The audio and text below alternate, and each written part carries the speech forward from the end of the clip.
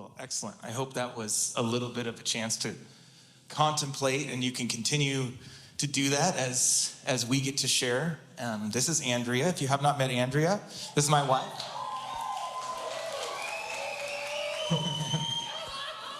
She's obviously amazing. She is the social, I'm social, but she is social to T, part of our family. She's an influencer of not the Instagram variety, but like I will influence your life and your kids as a teacher. So she's been a teacher for over 25 years. Okay, she's working on 25, sorry. She's more like 20. There's probably some students in here that she had, and they have kids too, right? Yeah, right, that was one of her students. That's Emily over there.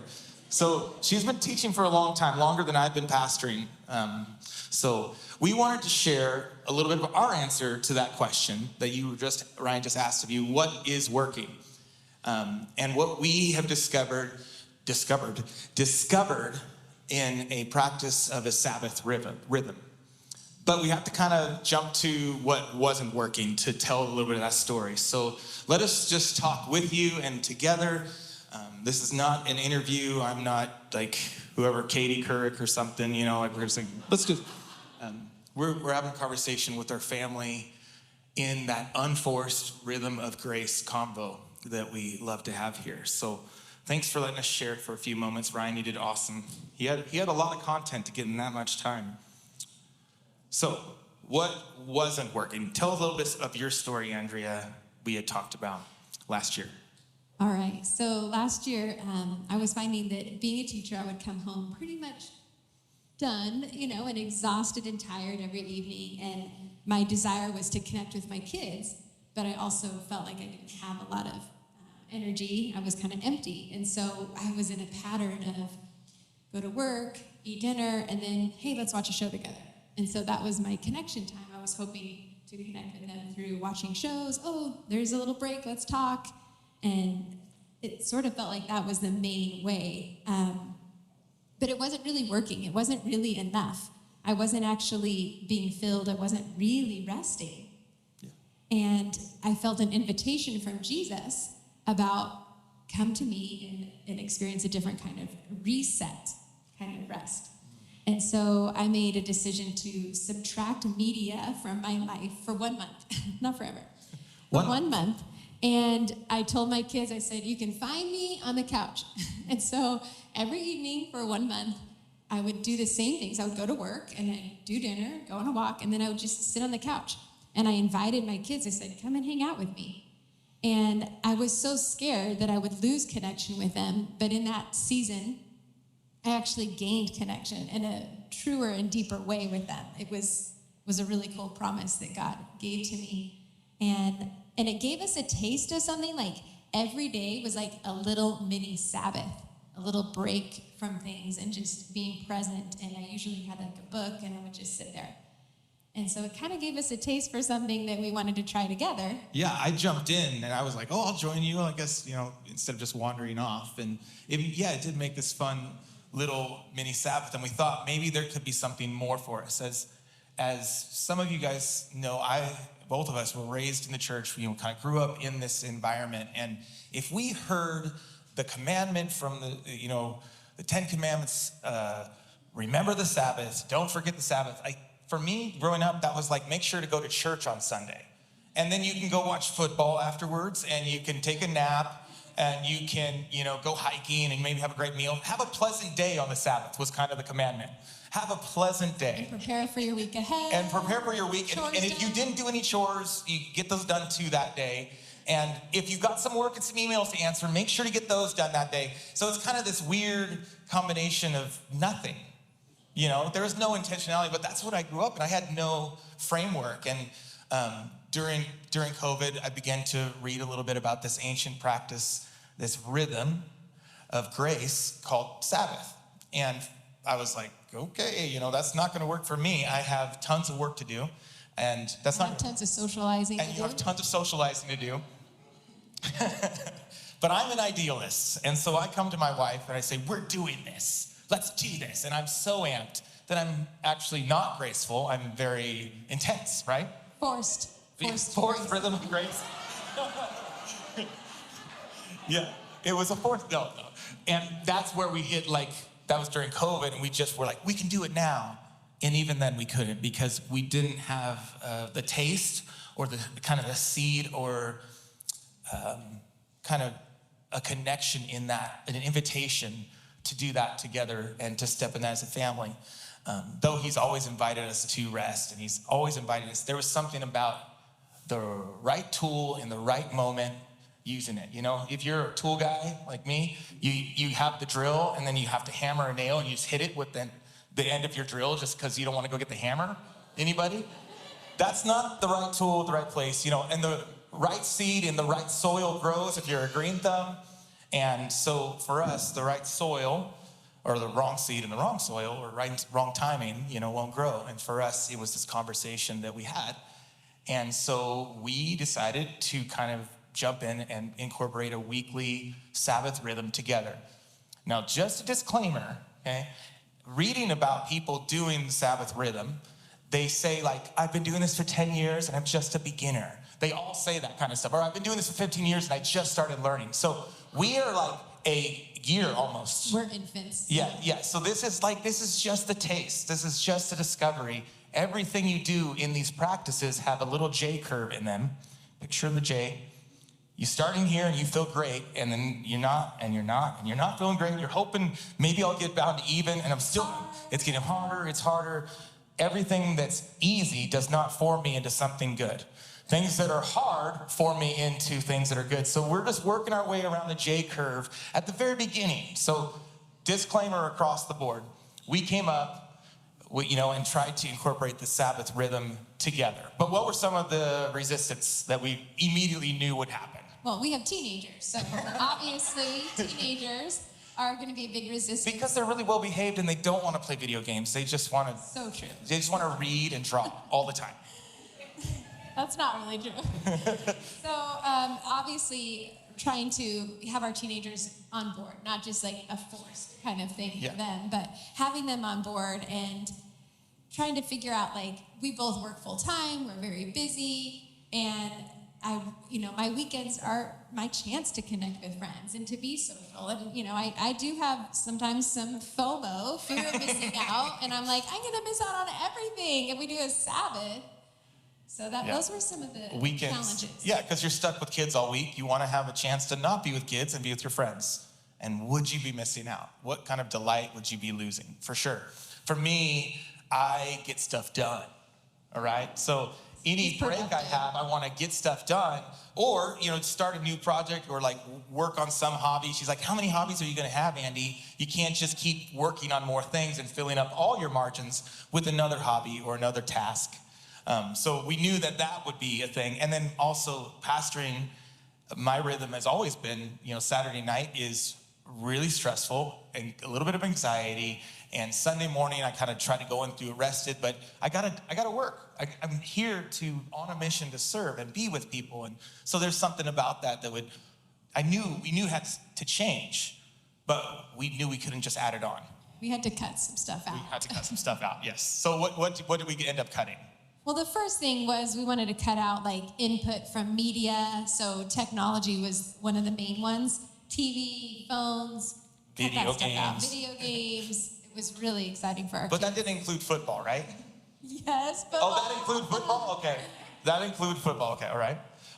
We decided to kind of, for me and for all of us, to drop the expectation that just because something was incomplete in your week, you didn't finish it, that just getting it done or adding more isn't really going to bring a resolution or a rest to my heart or my soul. So I had to kind of lay that down, that production, that competition or competitive feeling, or the comparison, like, I'm getting behind.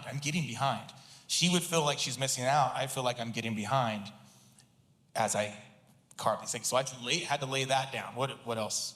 Shopping, groceries, errands.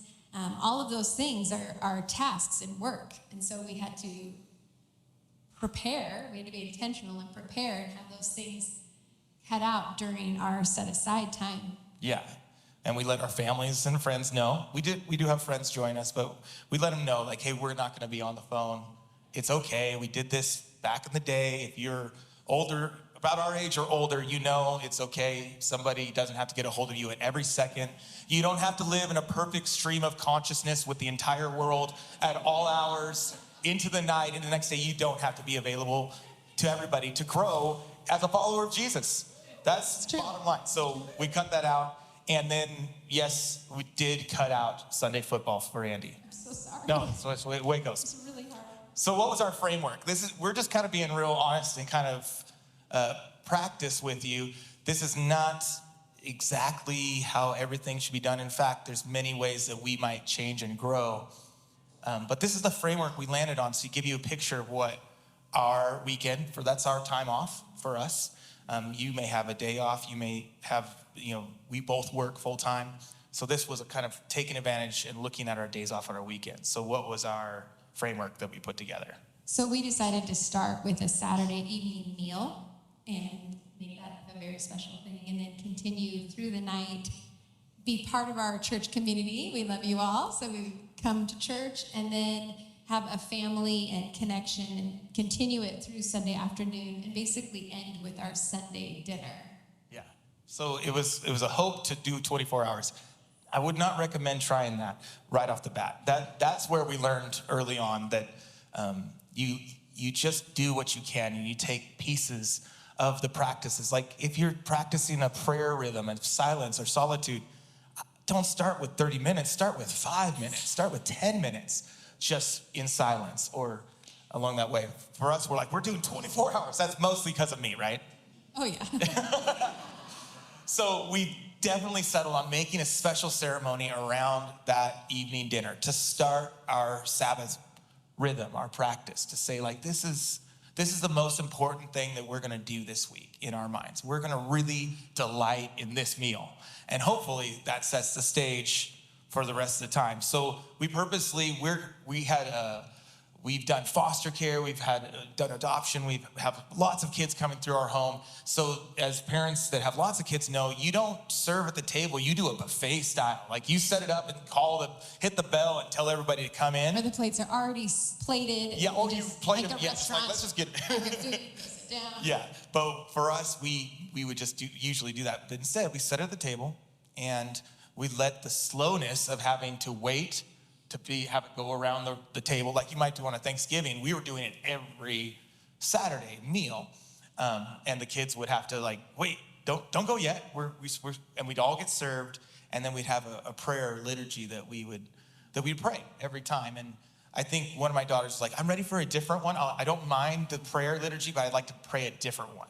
It's the same one every time. Yeah, we read the same one. I'm it's about this. So we do that. Then as we continue that, you'd come with some. Well, we light a candle. Yes. Our daughter Charisma gets to light the candle. That's her thing. She lights the candle. Yeah. And we turn off our phones. So it's yes. fun to light the candle, turn off the phone. We usually have an intentional table question. So then our conversation is not just the same old kind of conversation. It's something intentional, and maybe what is a dream that you have, or what's the best meal. We usually end up turning it into what's the worst meal. I think our funniest one was, what is the worst pie that you could ever imagine eating? That one went on a long time. Yeah, many things were in that pie. One of them was a shrimp pie. Shrimp pie. Ugh. Little baby finger shrimp. It was fun. So yeah, around with kids, it just goes crazy. And then we'd finish up dinner, and instead of just going crazy in chores and people go everywhere, we then kind of transition to hanging out in some form or fashion. Or maybe it's around our fire, we're on the couches. Maybe we have some books. One of our daughters loves to draw. Another daughter just wants to connect and talk. Our older daughter comes home from her apartment, hangs out with us. My parents might be there. We have friends that come along with us. We have some single friends or married friends that come join us for that time. And their kids. So it's a community, and we just do something. We hang out. What was the best one, though? Well, the best one is Andy's mom, Mary. Yes, she was there, yeah. Amazing swim in her 60s. And she wrote this whole memoir based with the finale being this amazing swim. She never knew how to swim. She never knew how to swim. And then she swam across the Columbia River after the age of 60. It was really, really cool. And so she had typed it all out. And nothing, usually we don't plan something specific for our time. And this was just spontaneous. And she brought it up and she begins reading and sharing. And then we pass it through. All the people were all reading her words and hearing her life story. And it's like, just so impacted. Last night was an interesting one. Yes. Our kids were like, well, let's celebrate the Sabbath by seeing God's beautiful creation, and let's go see those northern lights everybody's talking about. So Andy comes up with this great idea. He drives us up. What was it? We went up Wood Rat. Wood Rat. With With all of Medford. All of Medford decided to go up Wood Rat also. So that was fun. Not. We didn't see him. We got to be tired. Yeah, so we got back at like midnight, and the kids loved it. The kids had a fun time. But I think being like older children, teenagers and even adults that we had last night with us, it was really fun to do something that, little kids wouldn't do. Yeah. Drive up Wood Rat Road at night. And Yeah. So it was fun, and that's kind of leads to like how those nights end is, as you know, if you're a parent, we have phones, we have video games, kids want to stay up late, they'll just keep doing the thing. And all those technologies are made to keep you keep doing the thing, right? Keep scanning, doom scrolling all night, keep watching the YouTube reel, keep playing the long video games aren't big anymore. It's the short little ones that do one run round, another round, and you just keep going and you never stop until somebody says, hey, it's time to go to bed. But when those things have taken out, why do you go to bed? you're tired. Yeah. You just feel it. You just Ready. you just feel tired. And so our kids are like, well, I feel tired. I'm going to bed. It's 9:30. Sometimes it's like 9:30. We're like, whoa, Yeah. 15? So I'm just feeling tired because they know there's not really another thing to entertain you. So you just feel your body and you feel tired. And you go to bed. Ooh, is that me?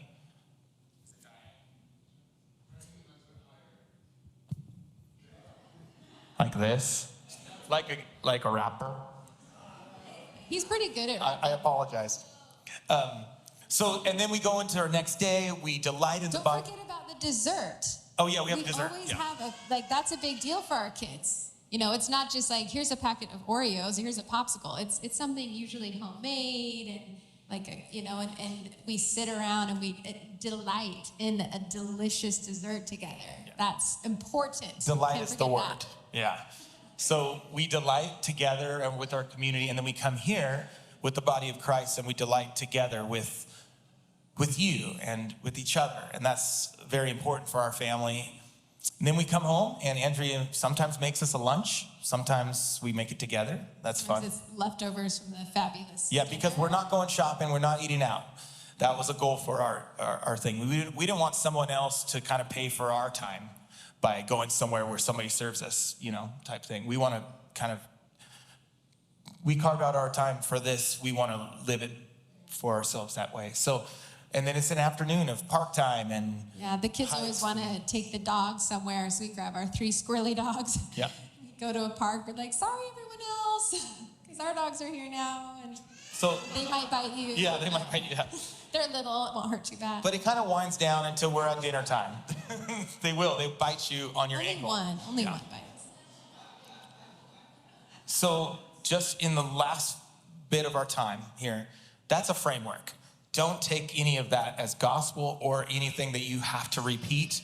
There may be some pieces that might work, or you may have an invitation for yourselves to jump into something. But we're not really saying this for the invitation or you should do this or replicate anything here on stage. It's simply to say that the unforced rhythms of grace are available to us to be practiced. And that's an ancient rhythm that we're kind of working through that has been going for thousands of years. Creation, obviously, and through the Old Testament, and Jesus fulfilled it in the New Testament. So for us, seeing some of the outcomes or how we've seen fruit or been formed through that, or what we've just seen in our family, what do you like to say? I love how you say this. We didn't actually say this yet, but every time that we are stepping into our Sabbath time, it feels like this isn't going to work this time. That's this the reason. This is a time where it's actually going to just be a big fail, and the kids are not on board. They're grumpy, and the house is really messy, and we invited people to this Sabbath, and we just can't seem to get on the same page and get there.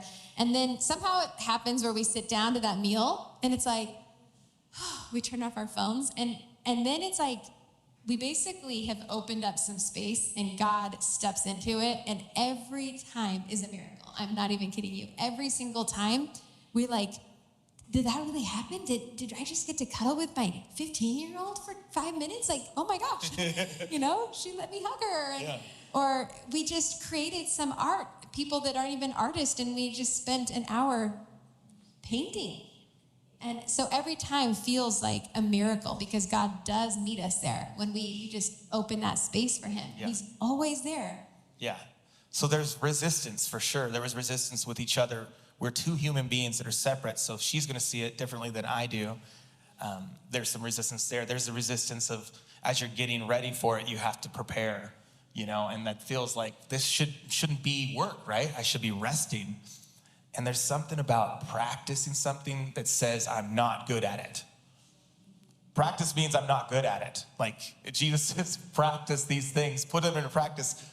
That basically means we're not going to be good at it. You have to kind of confront the idea that I'm not going to be great at this. And it's going to be a long run. Maybe when we're 60, like the Sabbath is going to be the most perfect, rhythm for us. Right now, it's just a taste. Yeah, just a taste. Week after week, and we begin to look forward to it more and more and more.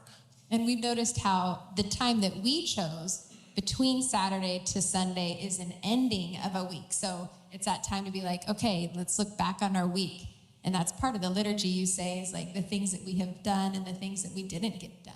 And to look back and just be like, now we rest. And then it goes into Sunday, so it feels like the beginning of the week. So we're ending our week in rest, and beginning our week in rest is a really cool place to begin and end. Yeah. For me, that was a huge one. I had to confront the things that were incomplete in my work, in my life. That there's something about that because we always want the things fulfilled and we want them finished, and we want to kind of, like, if I was to rest or I want to go on a vacation, I'm like, get it all done and I can go have leisure time. Sabbath rest is not leisure. It's not like I vacate all of my life. It's that I enter into a rest that sounds more like stillness, harmony, lack of strife, peacefulness, acceptance. Those are all the things that word that says God was at rest. It's not like he was tired in the garden. He was at rest from creation and doing all that. He didn't wear himself out. He was modeling a stillness, a way of accepting and enjoying and delighting in what is good. And that means sometimes you have to accept in the things that aren't going good and things that kind of aren't finished and are incomplete. And confronting that for me was so hard. We're in relationships with our kids and we're like, this isn't necessarily where we want to be at, or my family or my job. Those kind of things, they're just not quite. It's accepting what is, just what is. And then letting delight and joy still lead me through a time with Jesus. Instead of the other way around, where I start telling myself stories. I start comparing them. Their friends are going, their family's going great. They're on a vacation. I wish I could be on a vacation.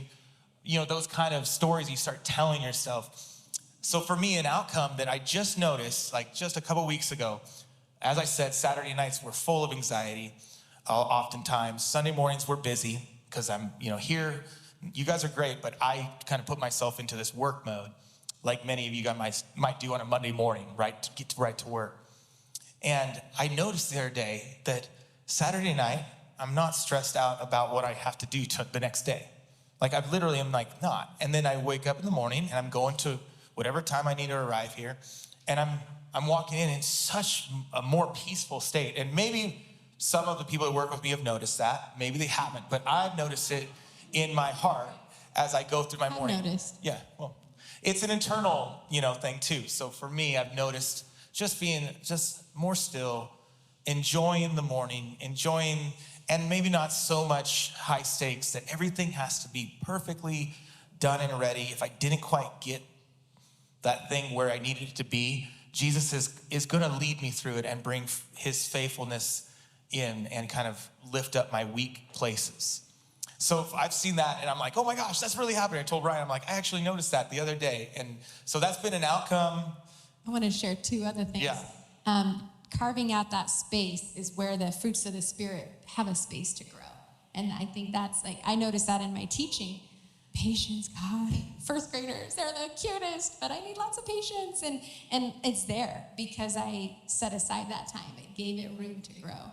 And I also wanted to say that once you begin to practice the Sabbath, you end up finding that you need more and more of it. And so you kind of do mini Sabbaths on a daily basis, really. You know, like when I drive in my car, I don't actually have on music or radio. It's just silent, and I'm just still. I'm having to drive and pay attention. But, you know, just like when I come home, I'm not like, you know, automatically just going to technology. I'm taking more space because I carved it out on the weekend. That you kind of want little mini Sabbaths every single day. That's what ends up happening. So it's kind of influencing the rest of your life instead of the other way around. Yeah. That's why it's a counter-formation practice. We're not conforming to the ways of the world. We're being transformed through Jesus to following him. So as we close, I wanted to, Serena, would you just come and play? Be musical. Just be musical. You don't have to sing anything. Just play that keys and really give us a moment here. It'll be beautiful. Yeah. I want to invite you, as we do on our, where is it at? Our times, our simple prayer that we've been praying recently, as we begin our Sabbath rest rhythm, our Sabbath practice, as part of this journey of the narrow gate, the narrow way, the enjoyment and delight of Jesus when he's with us and we're with him, that real intentional thing. These are some of the intentional words we use. We're intentional with the space we carve out, but then at a certain point, you just have to let go and allow Jesus to fill that delight in us. I think that's sometimes the really hard thing, is that work is concrete. I know what I should do.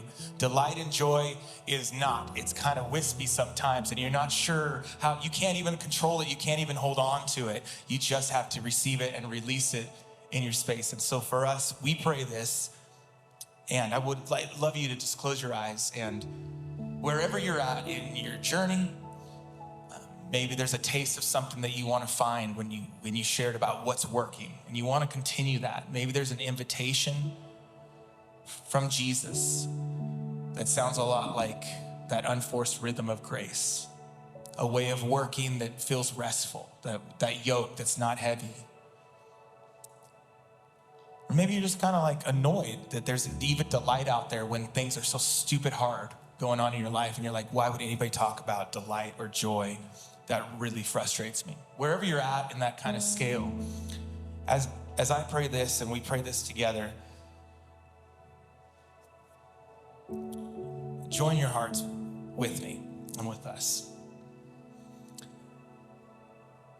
God of rest, today I make the active choice to enter into your rest and to join with you in the delighting in this good world you have made, and dreaming of the perfect world you will remake.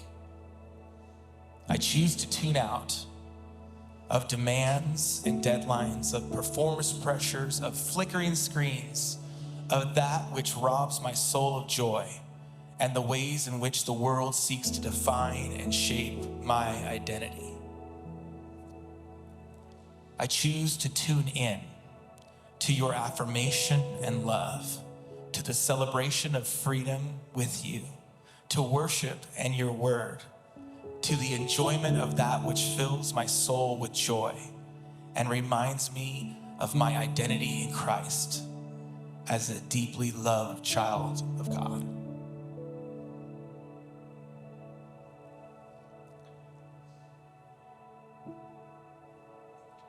We thank you, Jesus, that you are leading us today.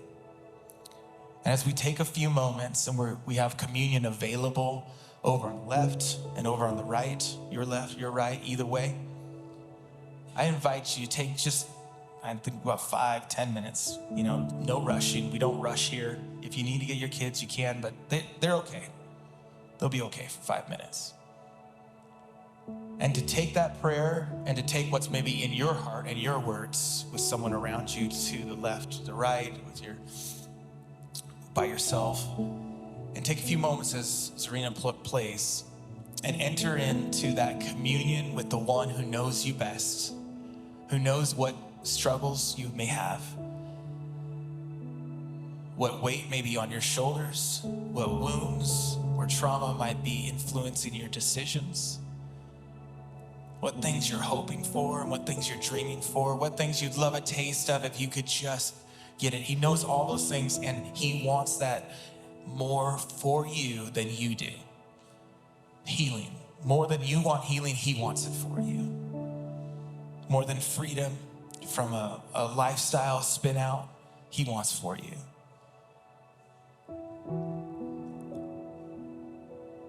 And he gives us the same power that raised him from the dead as this act of communion, his body and his blood, to give us the ability to walk into it, to hear it and walk into it, to hear it and practice into it. So take a few moments with the body and the blood, the power of resurrection, and enjoy the delight of Jesus looking at you right where you're at. Feel free to stand and find communion. Thanks for letting us share with you.